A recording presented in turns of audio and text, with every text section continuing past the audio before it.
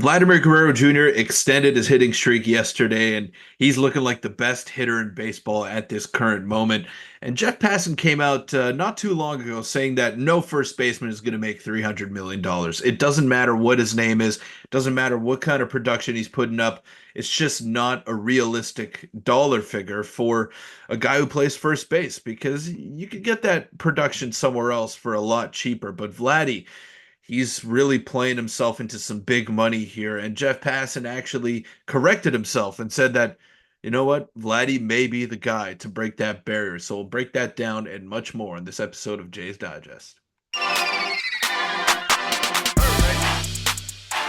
What's up, Jays fans? I'm your host, Peter Vryonis, alongside host Nick Gosse. Vladdy, he's going to make a ton of money, whether it's this offseason by the Blue Jays or next offseason by any other team around Major League Baseball. And we know that. We're excited to see what that figure is like, and hopefully he can stay in Toronto. But just before we get into the video, we want to let you know that it is sponsored by NordVPN. So, Nick, take us away. And while it's no secret the Toronto Blue Jays have elite defense this season, it is important that you have elite defense against the harmful threats on the internet, and that can be done using NordVPN. And visit nordvpn.com/Jays to access internet privacy with a single click, even when you're not home. Using public Wi-Fi networks at shopping malls or airports can be very risky, but with NordVPN, your personal data is encrypted, providing a super simple and super easy way to protect yourself from the internet. And one of the best features as well is that sometimes you want to be able to watch TVs and movies that aren't available in your country. I know I've done that tons of times. And if you want to do that, NordVPN can spoof your location and you can watch different content from different countries very, very easily. And that's the best part about it. There's multiple use cases for NordVPN. And also another use case with NordVPN's special threat protection and dark web monitor, you get an extra layer of protection for good measures from unwanted malware on your device. So you'll be notified if your info ends up on the dark web. And the best part about all of this is that you can use our code nordvpn.com/Jays and get exclusive offers. That is nordvpn.com/Jays. So head over there and check them out to access your exclusive offer that includes 4 months free, along with a 30-day money-back guarantee, so there's no risk to you. So thank you to NordVPN for sponsoring this video, and let's get you back to the content. Thank you, Nick, and thank you to NordVPN for sponsoring this video. Check them out in the pinned comment down below. So, Nick, as we were saying, Vladdy, he's going to get paid a ton of money. Let's see if he can keep the hit streak going today. I think he will. I said 27 games. You said 33 games, I believe, something like that, something outrageous. 31. Hopefully he can get to your number and it won't stop at 27. But Nick, it's going to be a very interesting conversation to follow throughout the offseason. Will the Jays be able to get something done, or is he going to try to test the free agent market? He would be smart to test the market, but who knows? What if he doesn't put up another stretch like this and then he loses out on a bit more money? But Nick, it's going to be interesting, and hopefully the Jays could get something done on that front. Yeah, and you mentioned it in the intro. I made a video on it a week ago, and it was from Jeff Passan. Everything you mentioned in the intro about how no first baseman is getting $300 million. So he went on Blair and Barker and said that he did some more searching and he did some more. If you actually watch it, so the actual quote is the bat and the age are going to make it such. This is from Jeff Passan, that $300 million is going to be the floor rather than the ceiling. And obviously Vlad's been tearing it up the past. Really the week since, the whole month, whole season really, but the week since Jeff Passan's original report. And they asked about that. If you actually watch the clip, they ask about that in the show, in the radio show on Blair and Barker. And basically Passan says that he was contacted by some inside industry sources around the MLB, and they corrected him about the $300 million being the top threshold, that no first baseman's going to get it. So a bit of a, not a scary update if you're a Jays fan, but Peter, it looks like now he's playing himself into a bigger deal. And Jeff Passan's new report here, coming from multiple sources, he checked with a bunch if you watch the show, it seems like his industry sources are saying that $300 million is going to happen, and it might even be more depending on how much he plays himself into it here. Yeah, and honestly, Vladdy is probably the only reason why there are people still at the Rogers Center at this point of the season. So it shows you what kind of impact he has financially on the team. He's a very marketable player. He's got a big personality. His English is really improved as well. So he's starting to do interviews in English. Like he's taken all the strides as a human being to become the face of the franchise, and he has been for the past couple of years. But I think he's taken up that leadership role even more lately. So I think the Blue Jays will feel comfortable building their team around him. And even though the Jays are out of it, he's still being exemplary in the way that he's playing. And I was critical of him early on in the season, and last year as well, and the year before that too. Like the Jays were just not good enough, and he was the catalyst for that. He was just not good enough in helping the team get to where they needed to be. But he's really turned the corner, and he's showed the ability to lead this team physically and mentally as well. So I've been very impressed with the way that he's composed himself and just recollected himself. And I think the Blue Jays should be all over that, even if it's $300 million.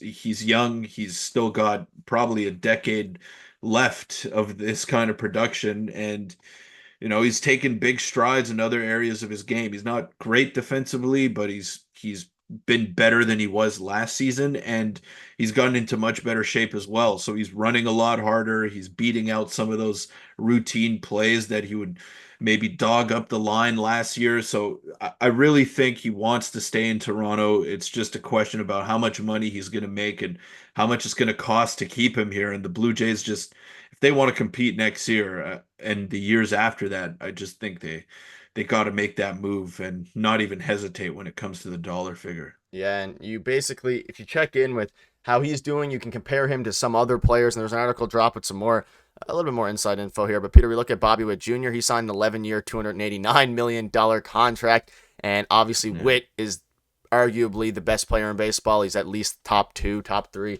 alongside Aaron Judge. But then you're comparing that to Vladdy, and the thing you can't do, obviously, is compare them one-to-one because of Witt's positional advantage. He's an elite defender and all those things. But just looking at the different contracts that were given in, you can see from Nick Ashburn of Sportsnet, he weighed in on the contract, and he basically said that he did an interesting analysis of the whole first baseman thing from age 26 to 35. He's a top 10 hitter in the majors by WRC Plus, and over the past 4 seasons combined for being one of the top hitters in baseball. And basically, players of that description, they basically get franchises money. Like you mentioned, like he's going to be the face of the franchise. You look at this, players with 35 hits, 10 doubles, 10 homers, 10 walks over a 20-game span in the modern era. Look at those names. Now, a lot of them hasn't happened since 1900. So, I mean, no one's arguing the fact that he could be the face and will be the face of the franchise if he extends. It's just that number is expensive, and the Jays need to pay up and do it, because if they don't and they let Vladdy walk, I mean, that's a disaster from top to bottom. I don't care. I'd rather them give him $350 million and the contract age poorly at this point than just letting him walk. Yeah, I think so too. And that would be a total disaster to just not have him on the team anymore. That would be a detriment to the success of the team going forward, even if it does age poorly. But with Junior's contract I don't think that's a good measuring stick. That's a steal Yeah. of a contract for the amount of production that he's given you, and the um, the production that he's given you at shortstop as well. Now, the thing with Witt is that he signed the deal early. He wasn't this good as a player when he signed that deal last season. The Royals bet on him, and they bet on his development going forward. So that's why this is looking like a steal right now. The Blue Jays probably could have done that with Vladdy when he was younger and just locked him up and not leave any shred of doubt once the time had to come to negotiate a deal in free agency. But now he's 5 years into his big league career. He's shown that he's one of the elite hitters in baseball. Even though he has had a couple of down seasons, those down seasons have still made him one of the most consistent offensive productors and production in baseball. So like he may have priced himself out of Toronto. The Blue Jays have money, there's no doubt about that. But are they going to be willing to spend that exorbitant amount to keep him around? I think they should. I just don't know if they will. And you see a lot of teams around Major League Baseball just locking up their young talent as soon as they come up to the big leagues. Like Jackson Churio signed a 10-year deal or something like that before even having a single at bat in the bigs. Corbin Carroll, after 30 odd games in the big leagues, he signed an 8-year deal, and they bought out the rest of his service time plus a couple of years.